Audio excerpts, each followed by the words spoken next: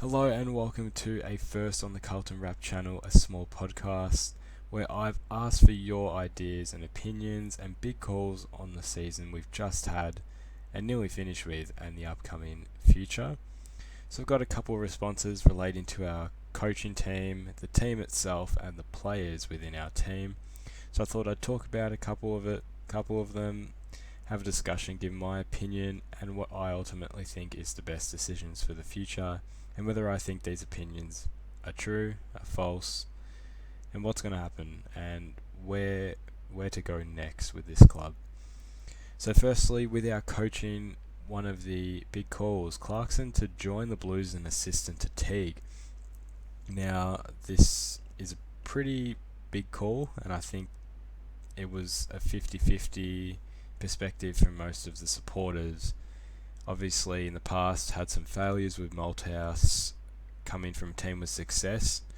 So this is similar to Clarkson, who, of course, he's had a fantastic career at the Hawks, giving them 4 premierships in the space of 7 years, which any club wants that. But personally, same as the Malthouse situation, don't think it will work. Clarkson has experienced quite a lot of time under a really elite playing group compared to now where he's sort of left with nothing again and he hasn't done really anything with them. Now, I know I probably was too young to sort of see the growth he made in the team back in 2005-6, but if, he's struggling with a pretty young team at the moment, I don't think he will necessarily speed up the development of our group at the moment. Not saying I think Teague is amazing. I don't think he's brought the best out of this group at all, and he's really pushing us behind where we should be. But I ultimately think a changing coach will still keep that really eerie culture of sort of failure. That a changing coach, it really just shows that we're not going anywhere, that we're needing to go backwards in order to go forwards, which it's just happened too many times in the last couple of years, and it's sort of not worth it. I think Clarkson won't really provide anything new.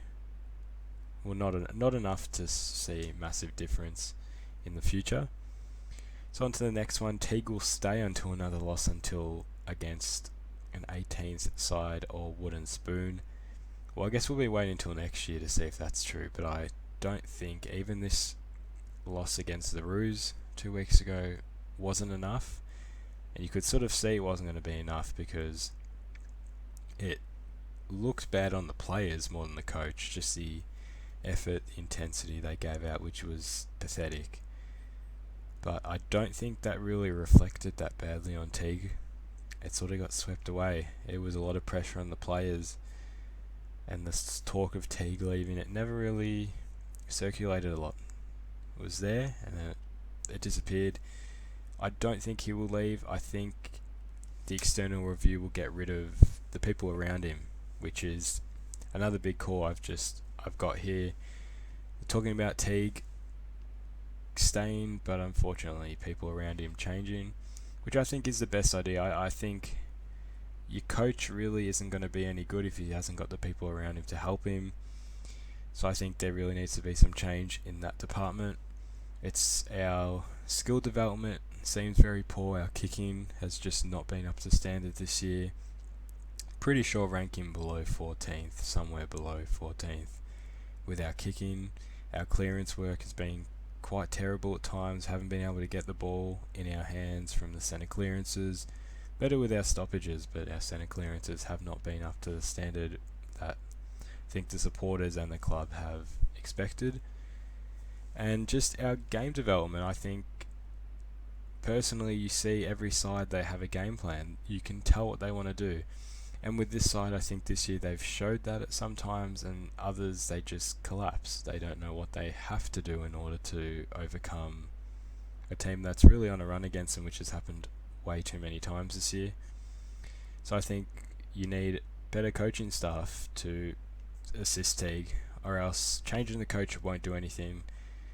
They'll definitely bring in some new ideas, but I don't think they won't do too much different with the same existing supporting coaching staff.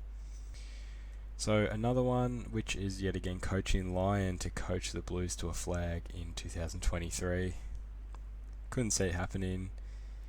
I don't think we will get Lyon as a coach, but look, come back to this podcast if it happens, and maybe I'm completely wrong, but who knows? If Lyon was to coach us next year, theoretically, I don't think we would be coached to a flag that quickly. But hopefully there would be some better defensive development at least, and a better defensive structure. So on to the team as a whole. So one big call is that this 2021 season is very similar to the Richmond season of 2016. So if anyone's not familiar, Richmond had 3 consecutive years of elimination finals in 2013, 14, 15. Failed to win any of them. Won, of course, the 2013 elimination final, one of the last final that we have won as a club. So that's how far it goes back. And then 2016, they completely collapsed and lost quite a lot of games and finished 10th or 11th.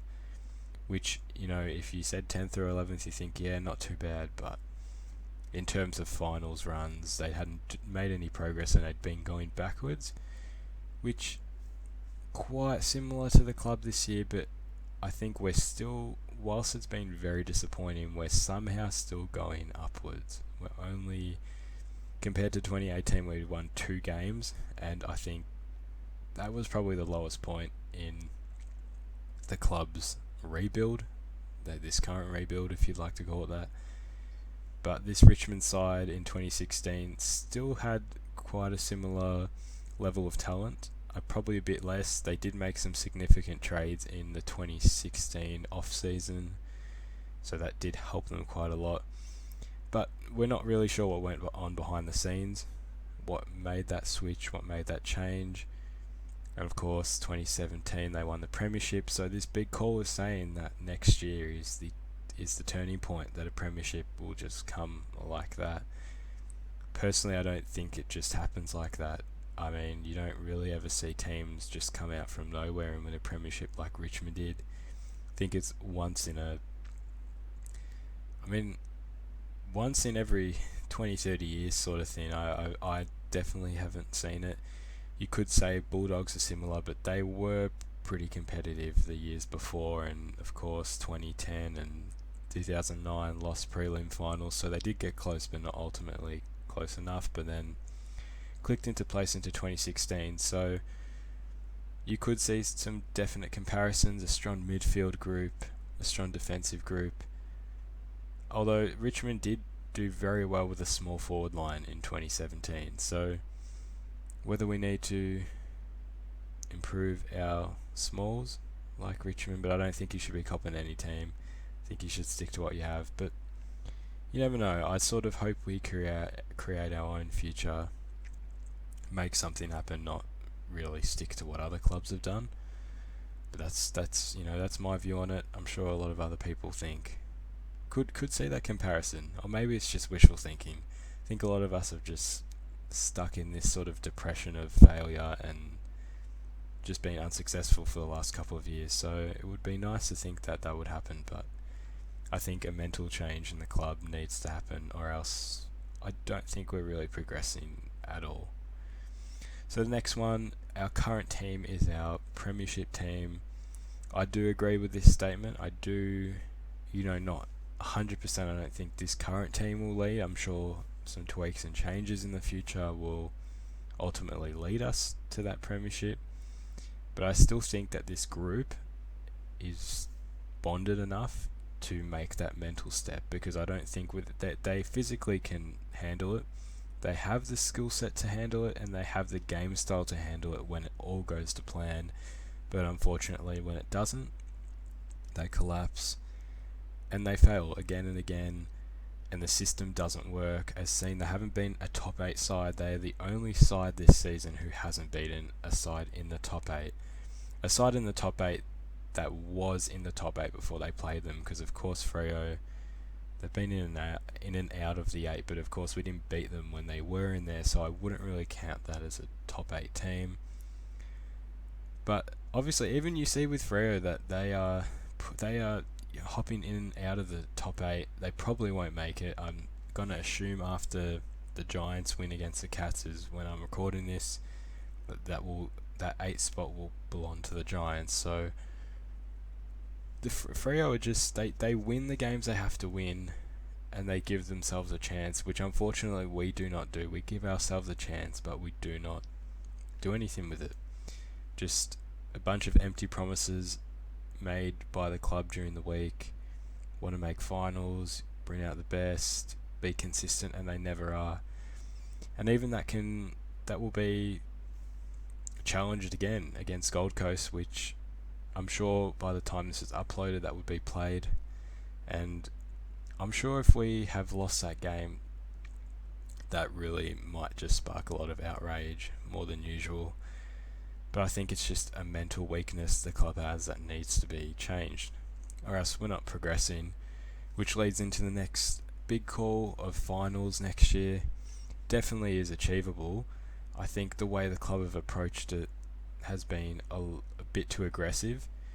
I don't think our form last year gave us the right to talk about finals this year, or not in the sense that they made it out to be, that they wanted to really, really challenge. I think our goal should have been to climb up the ladder in comparison to solidify a final spot.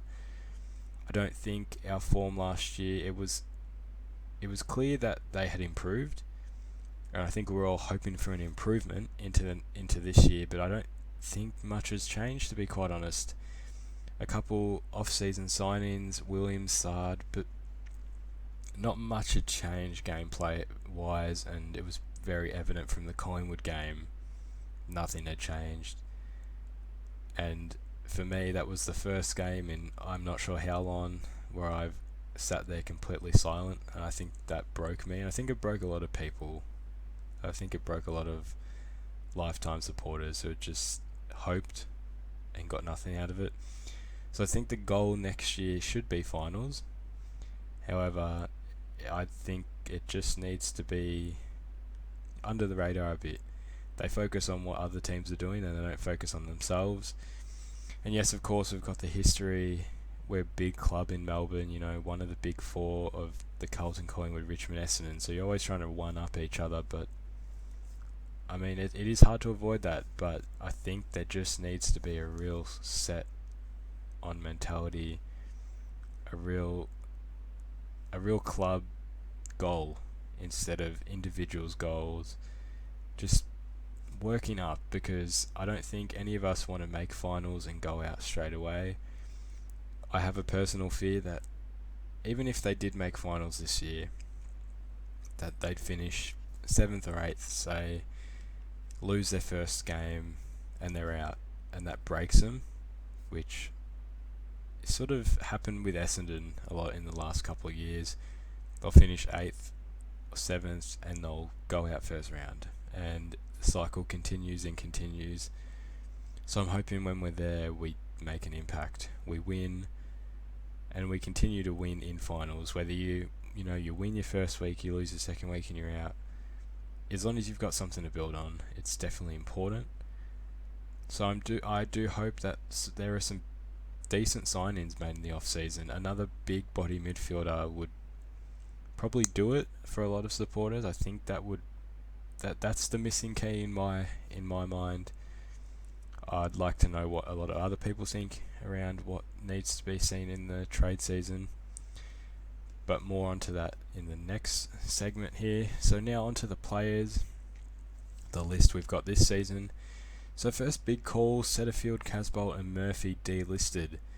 Murphy, personally, I think he'll retire. I think the club wants him to 300. I don't think he's played his best football at all this season, and it's pretty fair to say he might have stopped some of the young boys from coming in. Not to say that his skill isn't there, it just hasn't been where I think supporters have expected it. But I do definitely think the club is pushing him out this year. Just seems the way they've approached it is pretty poor, keeping him as medical sub to get him across the line. Just his body language and just the way he seemed on the bench against St Kilda, he didn't really seem comfortable anymore. Nor did he sort of seem like he was in his element anymore. So I think this might be the end for Murphy. On to Casbolt. Personally, don't think there's room for him. I don't think he provides a lot. Not like he used to, because we had a much poorer team, so he could stand out a lot more. But I think he's been filling the gap for for Curnow this year, and in the ruck when we didn't have DeConan early in the year, but too inconsistent, doesn't provide enough versatility on the field, and his running is just probably a bit too slow for what the team needs. And finally on to Setterfield, which one of my personal favourites. I sort of, gained a lot of enjoyment out of watching him when he first came into the team. His 2019 form was really good. You could sort of see the player he wanted to be and what he would become. Last year showed very good glimpses of what he's got and sort of lost his form a bit. This year I don't think it's gone to plan for him at all. I think he's struggled to find his form.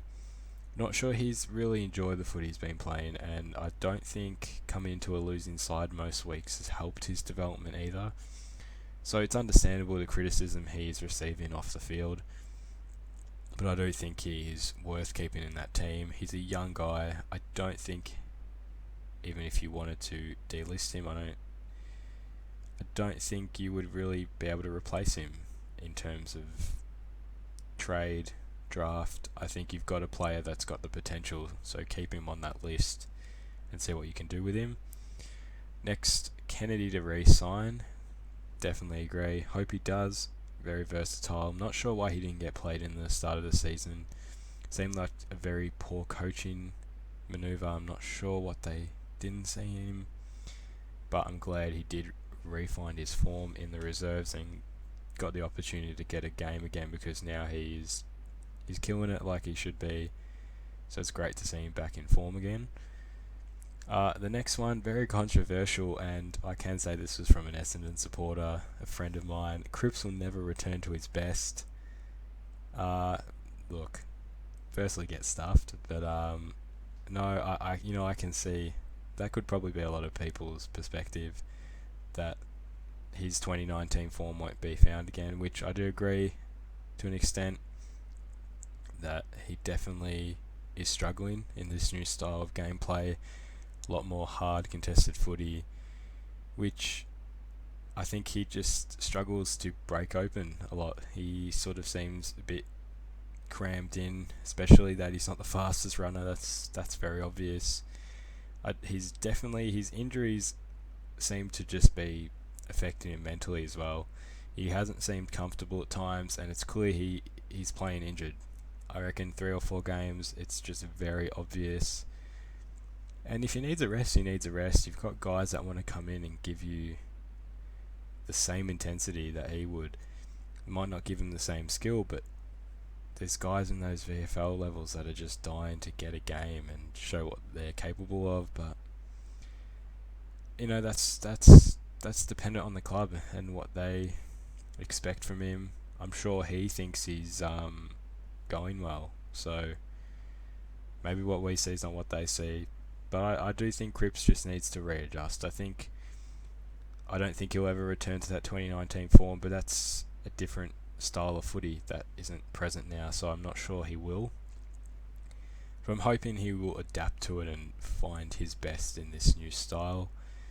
Next one, Stocker to become a tagger once Ed Curnow retires. I want Stocker to become a tagger right now, because who doesn't? I don't think anyone enjoys him on the half-back line. Definitely plays it well, and I'm not saying he's a terrible half-back player. It's just I don't think anyone actually believes he's meant to be there. So definitely believe he's got all the attributes Ed's got, to be quite honest. Ed is really tough. Stock is extremely tough. I think Stocker really would provide sort of another boost in the midfield, just someone that can help in those centre clearances. whether he's winning the ball or not, if he's just blocking out some other guys, he's a very good and talented player stocker. So hopefully he's moved around. I'm hoping that this half-back position is not restricting him for what he wants to do. Whether he's verbal about it at training, I'm sure he's not completely verbal about it, but from hearing from Andrew Russell on Terry's video, he's definitely seen to be versatile, so I can understand that, but hopefully he does get put into the middle a bit. The last two, Chera to join in 2022, obviously Adam Chera from Freo, a potential trade target for the Blues in the off-season. Don't really see this as worth it. Chera is definitely a talented player. I just don't believe that he brings anything new or different to the side. I think we need a big body midfielder, whereas Chera's, he's very similar to Walsh, very quick, very small, agile, whereas we need a big body midfielder who can help win those centre clearances, those stoppages. So, personally, I think it will happen, but I don't think it's worth it. I don't think it's something they should be focusing on at all. But hopefully we find the actual targets we want and they turn out how we want, in comparison to Williams, who hasn't really given us exactly what we've needed, but in my opinion, he's come from a very good Giants side, so it's easier to blend in comparison to our side, who is, every second week losing embarrassingly, so he's going to get caught out. But I'm hoping for the best in the trade season, but hard to believe a lot of these rumours at the moment until it really is the off season. And the last one, good one to end on, Walsh for the Brownlow in 2022. Definitely agree with that one. That kid is really special. And riding on him in the start of the season, just looking at his running statistics, if you are bored, go look at this guy's running statistics. He's a freak at running. He's got his tank is large because this kid can run for ages. So hopefully he does get some success, some individual success. Definitely will get mellowed out playing in a team that's losing. But look, he could rank top 3 this year, so hopefully he does win it next year, because I think that would really top off what he deserves. So that's all for today. Thank you for listening. I hope everyone enjoyed. This is just sort of a practice for me for next year. I'm starting up a podcast next year for the women's and also the men's, which will be a sort of weekly podcast discussing a preview and a review of the last game. So hopefully you enjoyed. Leave some feedback on what you enjoyed, what you didn't. Give me your opinions on the club this year and what you expect from the future next year. Thank you for listening. Go Blues.